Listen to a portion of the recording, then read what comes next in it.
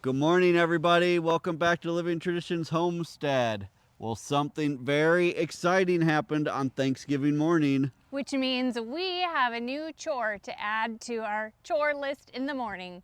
Come with us.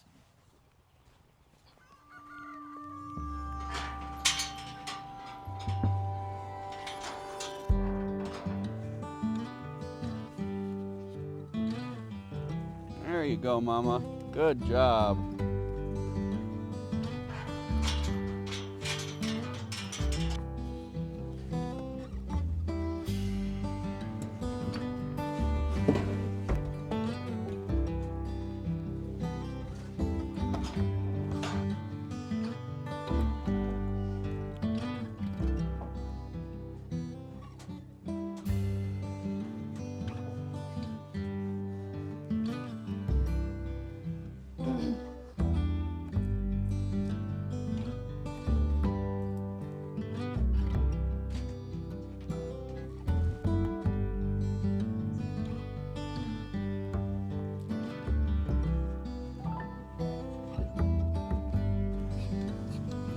Good girl.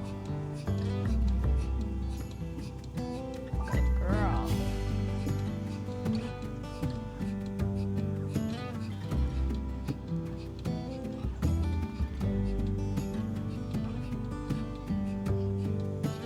Good girl.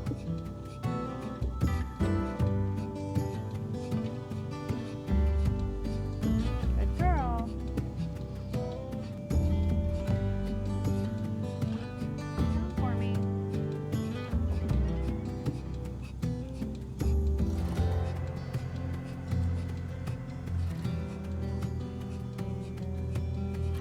Girl.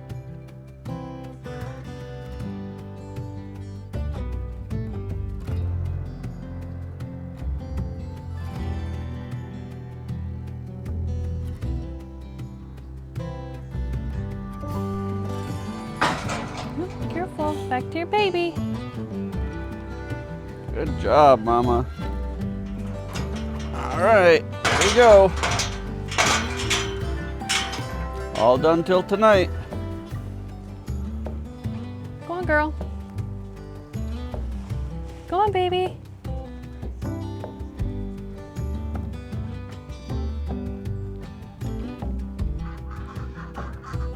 Good morning, ducks and geese.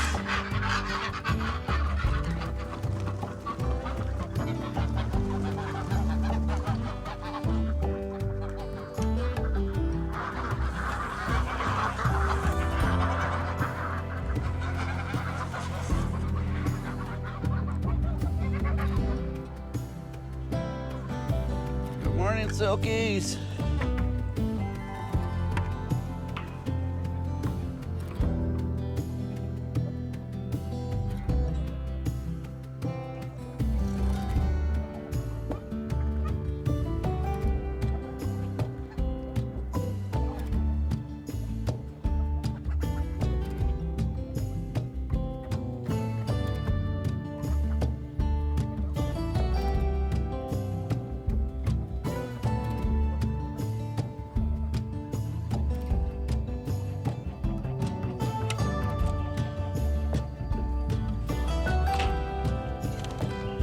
Morning, quail.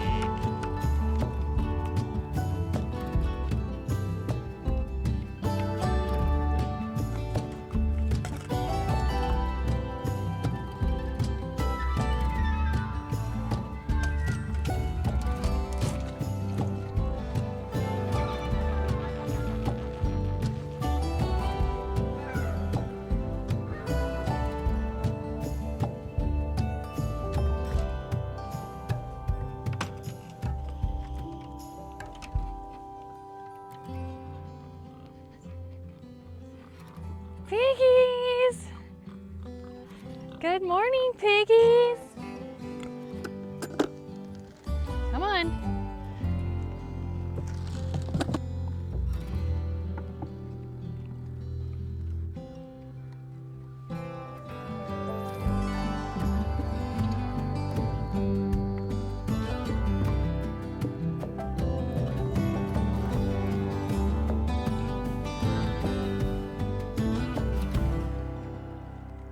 Well, these pigs are just about 2 weeks away from going to the butcher. They have grown out really well, and it's just about their time. But you know, we just added a new chore to the morning and evening chore list, but at about the same time, we're giving up a chore. We won't have this pig chore. So it's kind of worked out perfectly. Add one chore and another chore finishes. These guys are going to provide some amazing food for our family and for Kevin's parents. One is for us and one is for them. They will be a big blessing to both of our families. Well, you guys probably figured out what the big surprise from Thanksgiving morning was, and that is that our dairy heifer, Babe, finally had her calf. Now, Babe is just about 2.5 years old, so just about right on time for when she should have a calf for the very first time. And you guys, she did such a great job. The calf is a bull calf, so a little baby boy calf. We haven't castrated him yet. We will be, because eventually he will be raised up as a steer for meat for our family. But we probably won't castrate him until he's several months old. We found that they grow just a little bit better if we do it that way versus castrating them when they're first born. Now, it's been a while since we've had dairy cows in our videos, because it's been actually a while since we've had a cow and milk. It's actually been almost 2 years since we've had a cow and milk. And so a lot of you who may have just joined us within the past couple of years haven't even known that we know how to milk cows. Right. And that we have been doing it for quite a while. Right. Babe is actually our third dairy cow that we have on the homestead. The very first cow that we had was Hope, and she came to us as a veteran milk cow. Right. She came from a smaller dairy, and she actually was, she was the best cow we've ever had. I'll tell you that. She was like a big dog. If I would sit down on the ground, Hope would come up. She'd sit down. She'd like lay next to me. She'd put her head on my lap. I mean, she was just the sweetest cow. Unfortunately, she ended up getting leukemia, and we had to have her put down, which was a very sad day on the homestead. It was. But then we got Rose, who was a heifer that we brought her onto our homestead. Babe's mom. Babe's mom, yes. And actually 2 weeks after we got her, she calved and had Babe. So we had the two of them for quite a long time. We milked Rose, and the first time she ever got milked was here on this homestead. We were able to just put her right on the milking stanchion, and off we went. Now, last spring we decided that we would breed Rose, our previous dairy cow, and Babe to our Hereford bull. His name was Tex. We've since got rid of him as well. And then after we made sure that both of them were bred, we decided that we really didn't need 2 dairy cows, because 2 dairy cows would produce way too much milk for what we need. And there was a family that we knew from the farmer's market that was looking for a dairy cow, so we decided we would sell Rose to them. That left us with just Babe, who is a heifer who's never been milked before, and that had its own challenges. We were a little nervous about her being a first calf heifer and delivering. You know, we've been through this a couple of times already, so we should be like pros by now. Well, and we have a lot of calves every year with our beef True. herd. I mean, we have 10 or more calves every year with them. But I was very nervous. You know, your milk cow and Jerseys are kind of special. You know, they get a little bit of better treatment and stuff. So I was a little bit more nervous about her calving, especially being bred to a Hereford for her first calf. I knew about 2 days before she calved that things were getting really close. So at that point, we started coming to check on her every couple of hours, and it kept getting closer and closer to Thanksgiving. And I was like, oh my goodness, maybe we're gonna have a Thanksgiving calf. 5:30 in the morning on Thanksgiving morning, I let the dogs out to go to the bathroom, and I thought, you know what, I'm just gonna walk over there and see what's going on, see how things are doing. And you guys, she was halfway through delivering that calf. Luckily, we had to be up early that morning because we had to have our turkey on the smoker by 6 a.m. in order for it to be done for lunch. Otherwise, we probably wouldn't have been up that early on Thanksgiving morning. Yeah, but it was the cutest thing, you guys. She laid down after I saw that she was about half done. The calf was half out. She laid down, which is common.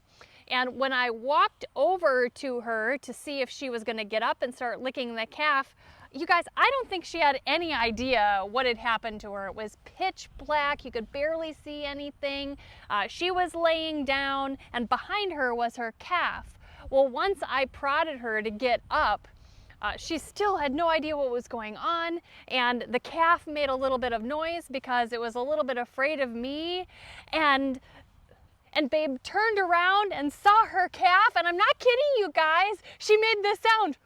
Woo! Like that, like, oh my gosh, that's my baby! And she immediately went toward the baby and started licking it, and it was just love at first sight, and they have been inseparable ever since. She has been a great mama, Right. but I do want to tell you, we did have quite the time trying to get her onto the milking stanchion before she calved. Right. We've actually been working with Babe for, A couple months. gosh, actually most of the summer, trying to train her onto the milking stanchion, and she has been the most stubborn cow that we have ever had. And honestly, you guys, we were getting down to the wire. We knew she was about to have this calf any day, and it felt like we were making no progress at all getting her onto the milking stanchion. Well, now, like we said before, our very first cow, she was a veteran, so she just knew what to do. She went right up on the stanchion. When we had Rose, Rose was halter trained, so we could just put a lead on her. We let her right up onto the milking stanchion, and everything went really well. Well, we didn't halter train Babe, and so we were kind of setting ourselves up for difficulty. But over the course of time, through feed in a pan, I was able to convince her to get closer and closer to the milking stanchion. Of course, I rubbed her and I was petting her and brushing her and stuff, and I was able to get her up into the milking stanchion and close the head gate, you guys, but it freaked her out so much she didn't want to get back on there ever again. Right. Yeah, actually, there were 2 times that Sarah was actually able to get her onto the milking stanchion, but then afterwards, it was like an entire week before she'd even come back into the barn. So that was proving to be way too traumatic for her, and I'm not exactly sure why. Yeah. It made her too upset, and then she wouldn't come back in. And we knew we didn't have the time to be able to continue to do this, baby steps. One baby step a month, basically. Right. So we looked at some videos online, and we saw that it is possible to halter train and lead train a full-sized heifer. So we tried to go that direction, and it was a big failure, you guys. It was a failure.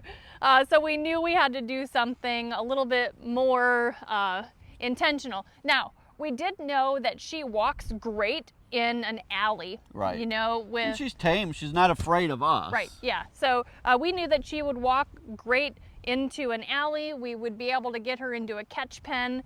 So we decided to set up a catch pen with an alley that led her right up into her milking stanchion.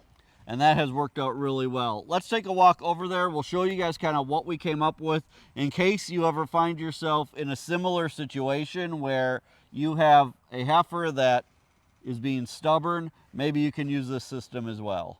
So we've learned a few things over the years about kind of how cows think, maybe at least a little bit. So we knew that one of the problems we were having with Babe and trying to get her onto the stanchion is that she had a little bit too much freedom up here in this is the area that we call our barn lot. It's just a small pen in front of our barn here. And so we knew she had a little bit too much freedom. So the first thing that we did is we set up this temporary fence here. This is electric wire. It's not electrified, but we know that Babe respects electric wire. And so even though this isn't electrified, she thinks it is, so she won't go anywhere near this. Don't tell her that it's not electrified. She hasn't figured it out yet. So we put this fence here, and this kind of divided this area for us. And I put this at an angle that kind of angles toward the barn. So when she gets over here, she feels like she has to walk in this direction. We did a similar thing over here with just an old gate that we had actually, and we made this into a funnel here. We then took some temporary corral panels and we just set these up. These just hook together and they stand up on their own. And we set these up over in this area along with a gate so that, as you saw when we did morning chores, we can kind of walk her over this way, get her into this pen, and then we can shut this gate, and then she's trapped inside of this little pen. And that has worked out really, really well, getting her into this pen. She doesn't put up much of a fuss at all about getting into this pen. Now, once she's inside of this pen, then it's a pretty easy process to have her come in between these two panels. This is what we call an alley. We have her go down this alley, and at the end of the alley is the milking stanchion. One thing that if you're new with cattle or new with cows, one thing to learn is that when you set up a temporary pen like this, like we have here, is that if you can have as few corners as possible, if you can have this kind of be a round shape, if there's corners, if you have something that's square, cows will like to go stand in the corner. But if you have everything at kind of an angle so it feels round, they just kind of keep walking around in a circle because there's nowhere naturally for them to stop. And if you can keep them walking in a circle, then you can kind of push them into an alley, and once they're in the alley, they'll just kind of go straight forward. Now, once she's in the alley, we do have these boards that we've been putting up. We just slide these across. This is just so that her calf doesn't follow her up onto the milking stanchion. She just doesn't need that added stress of her calf being right there with her. At least the calf can be here. They can communicate back and forth. She knows the calf is safe, and it's a lot less stress for her. So let's head further in so we can actually take a look at the milking stanchion. So inside of the barn, this is where those boards are. When we're bringing her in, we just have these resting, like this, so that she can walk up the alley. Once she comes up the alley and she's on the milking stanchion, which honestly once she gets this far, she does pretty good now. She doesn't really try to back up or anything like that. But just in case she would try to back up, we have this board here at the back. That goes down and that keeps her from being able to back out of the milking stanchion. And then once she's up here at the front, she puts her head through to eat out of her grain bucket. And then this board here can go like that. We flip that down and then her head is locked in place and she's secured for milking. So that's how our system has kind of worked. We really just showed you guys this so that if you're having similar issues, you might have some ideas of things that you can try. To be honest, we were worried that we might have to put her in our squeeze chute to milk every day if we didn't get her trained. But this system has worked out really well. It's very low stress for her. She's now starting to learn. And really our goal is that, maybe within a month or so, she'll have this down pat enough that we can take all the rest of this away and she'll just come up and get on the milking stanchion just like all of the other dairy cows have in the past.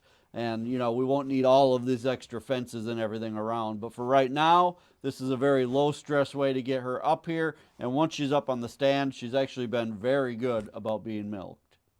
Now, even though Babe was so stubborn about getting into this milking stanchion, you guys, she's been really good as a first milker. Even before starting to milk her, when we got her up on the stanchion, I was able to, touch underneath her. I was able to rub on her udder and her teats and all that kind of thing. She never once even tried to kick at me. On her very first milking, she did a great job with the milking machine, with the noise of it all. She didn't even kick me once on that very first milking. So it has really been a smooth process so far. Today is day 4 of milking her, and we started milking her twice a day after about a day and a half after she calved. It's been going great. She's learning the ropes and has, for the most part, stood really nice and still for me, and I think overall she's going to end up being a really great milk cow for us. You guys, this is a big deal for us to finally have a cow back in milk. It's important to us for a lot of different reasons. I think we actually did a video a couple years ago actually talking about why a dairy cow is the most important animal on the entire homestead. Now, there are really two reasons for that. The first one is they provide an amazing amount of food for us as humans. Right. But they also can provide a lot of food for the rest of the animals on the homestead. Right. Yeah, if in a situation where we couldn't get a lot of chicken feed, or we may have to just grow things for our own chicken feed, supplementing with, you know, curdled milk is a great way to supplement as chicken feed. As you know, the American breast chickens that we raise, they actually thrive on their grains being soaked in milk. So that is something that we're excited to experiment with now that we have a cow back in milk. But you guys, really, a dairy cow could feed just about every other animal on the homestead. And as you guys know, Kevin and I are eating keto. We're living a keto lifestyle, and dairy is a really big part of what we eat every day. Right. Now on keto, you don't really drink a lot of milk, Right. and so we are not going to be using the milk much just for drinking. But the cream, we can have like unlimited cream. Right. The cream can be turned into butter, which is an amazing fat for us. And the skimmed milk, you guys, we can turn that into all kinds of cheese. We can turn it into yogurt.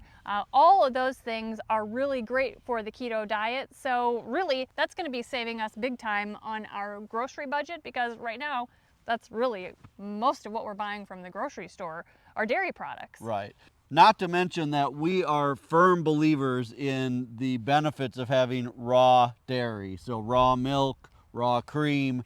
We just believe that it's a much healthier alternative for you other than store-bought pasteurized products. So having that back on the homestead for our own health and for the health of all the animals, we feel is just something that is priceless. Well, you guys, we are so excited to have a cow back in milk so we can be producing all of our own dairy products again.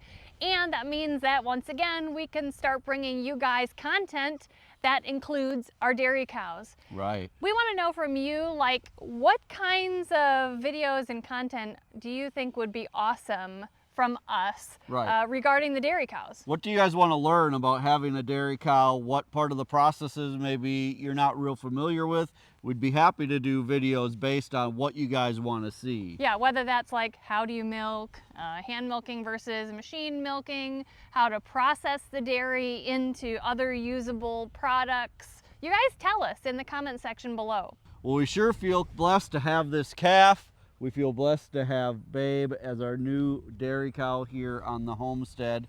And you guys, we've actually been blessed with some pretty darn nice weather the last few days. So this calf actually had some pretty warm days, some nice sunny days to start its life off. It was cold this morning. It was 22 degrees this morning, but the days have been sunny and not super windy. So that has been just really nice to have this calf get here, be able to kind of mature a little bit before actual winter sets in, and we don't have to worry about having this calf in the coldest part of the winter. You guys, if you're enjoying videos like this, make sure that you hit the subscribe button, and remember that the best way you can help us here on the homestead is just to share our videos on your social media. Until next time, thank you so much for stopping by our homestead. Take care and God bless. God bless.